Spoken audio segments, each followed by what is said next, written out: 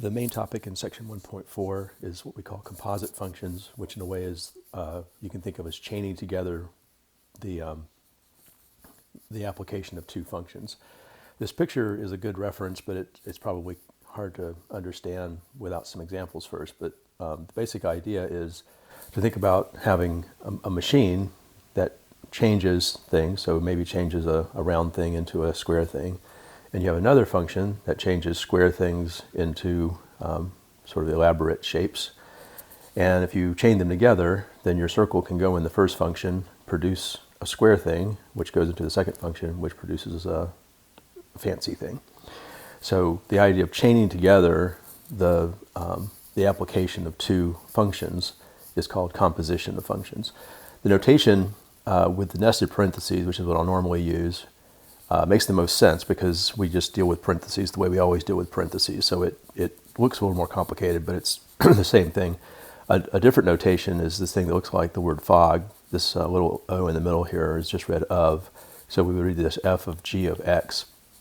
And this notation is good for emphasizing that the result of chaining these things together could be thought of as a whole new function.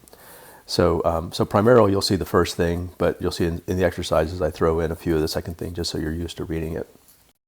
So, so here are a couple of examples before we look at the kind of algebra problems that you'll see where chaining together two things make sense. In real life, it's almost always because there's a rule that's relating things or maybe some data that's relating things, and we can't just get the data for the relationships we want, but we can get data for other relationships and then combine the ones we have into the ones we want.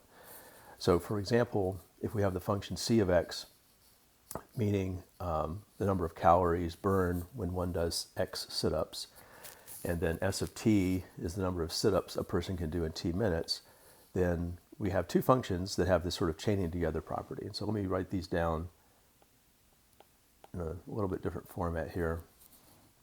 C of x is relating inputs to outputs, and C of x's inputs are x, which is number of sit-ups, and the outputs of C of x would be number of calories burned. So the inputs are a number of sit-ups, and the outputs are the calories burned. So we could think of some examples here. You know, you could say, you know, maybe you do 50 sit-ups in an hour. So you do 50 sit-ups and maybe that burns 50 calories. Or you do 60 sit-ups and maybe that burns 80 calories. Something like that. So we could imagine some data that connects these two things. S of t, on the other hand,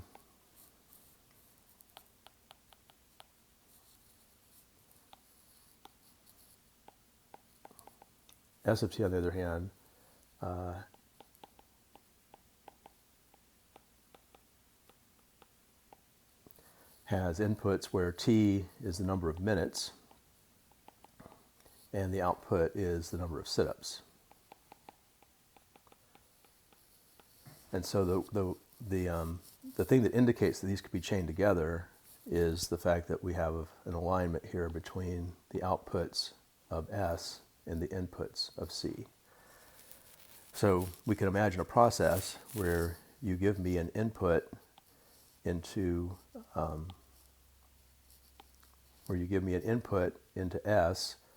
S produces an output, which is number of sit-ups. Then we take that number of sit-ups and we give it to C, that then gives us the number of calories. And so I can chain these two things together, and I'll have created a process where you tell me the number of minutes you're exercising, and I'll tell you how many calories you're going to burn. So that's the idea. We have two functions, and the outputs of one feed into the inputs of the other one. So if I had something like 3 for an input, maybe in 3 minutes I can do 50 sit-ups, and we already saw that if I do 50 sit-ups, that burns 50 calories, and so I can chain those together and get the right interpretation. So C of S of 3 would be the number of calories, so that final output. So this question here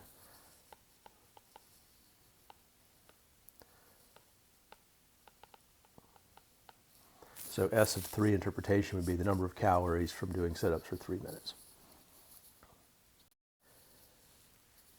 Here's another question where we have one function that tells us how many miles you can drive in X hours.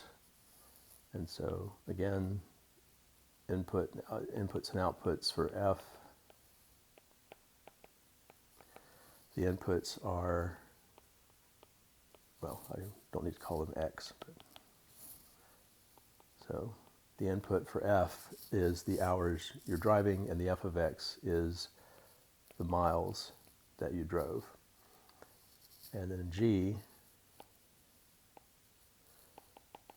has input, so G of Y, so G's inputs are miles, and the output is gallons of gas.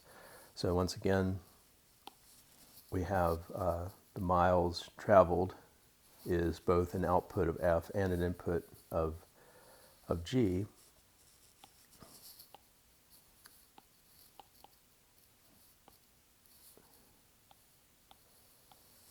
And that means we could chain these things together. So if you give me a time, so let's say you drive for 2 hours. So just an example. Then F of 2 is telling you how many miles you drove. But if you tell me the number of miles you drove, then the number of gallons that's going to take, number of gallons of gas that's going to take, is going to be the G function applied to that. So G of F of 2 would be gallons of gas you're using from driving 2 hours.